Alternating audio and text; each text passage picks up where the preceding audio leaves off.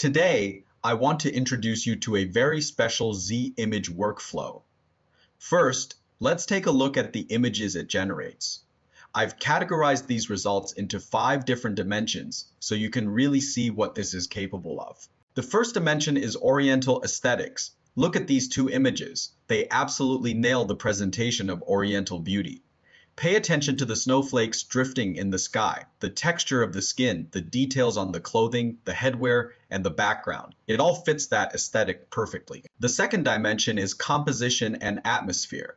These images are incredibly clean and bright, especially this shot of the beauty in the water. Look at her posture and the splashing water around her. It strikes a balance between realism and that stylized artistic portrait photography look. It captures the best of both worlds. The third is light and shadow. I think this workflow handles lighting brilliantly. Whether it is the strands of hair or the highlights on the face, the rendering is superb. It handles both cool and warm tones to the extreme. Fourth is skin texture and realism.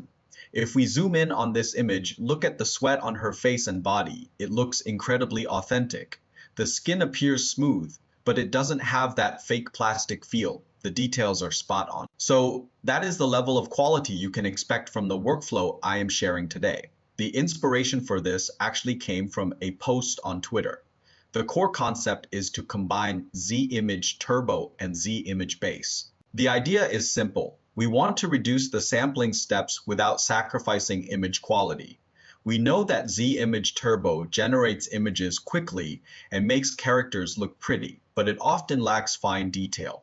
On the other hand, Z-image base has rich details, but sometimes it is C2A realistic and loses that aesthetic beauty. We need a balance. So we use turbo for the composition and base for optimizing the details. That is where this workflow really shines. As always, I've built this workflow on RunningHub, which you can access directly in the ComfyUI space. RunningHub is a fantastic online workbench because they update immediately whenever new models or extensions are released. You can register using the invitation link in the video description to get 1,000 free credits. Plus, you get 100 bonus credits every day you log in, so you can easily test out your own workflows. Now, let's break down how this workflow is constructed. Structurally, it is a standard Z-image workflow, but we are utilizing 2 specific models, Z-image turbo and Z-image base. Here is how we use them. First, we have the shared components. This includes the text encoder, Virginia E, and the empty latent. I've set the resolution to 1024 by 1536. The prompt describes a beauty in the water, detailing her pose and outfit, and I've included a basic negative prompt, which you can adjust to your liking. Let's look at the specific roles of the models. First is Z-image turbo. Its strength is speed. However, as I mentioned, while the characters look pretty at a glance, the skin details usually fall apart if you look closely. Therefore, we use it strictly for composition. I've set the model shift value to 3.0. Next is the sampling setup. Please note, we cannot use a standard sampler here. We must use an advanced sampler. Why? Because this is a 2-stage sampling process. The latent from the first stage needs to be passed to the second sampler, so we need precise control over the total steps and how the sigma is split. Here are some common configurations you need to watch out for. 1. Seed. Try to keep the seed consistent. Since turbo and base are from the same family, sharing a seed ensures the noise distribution remains consistent. 2. Steps. The total sampling steps are set to 20. This applies to both the first and second samplers, so I've extracted this into a common node. 3.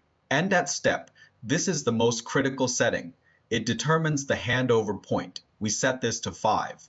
This means steps 0 to 5 are handled by turbo for composition, and steps 5 to 20 are handled by base for refining details. Another detail to note is the add noise setting. Unlike some video generation workflows like WAN 2.2, where you might disable noise in the second pass, here you must enable add noise for both.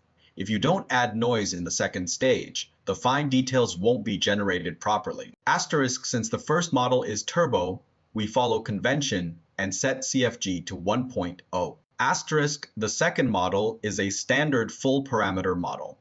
So we follow the official recommendation and set it to 4.0, though you can push it slightly higher if you prefer. The final result is what you saw earlier.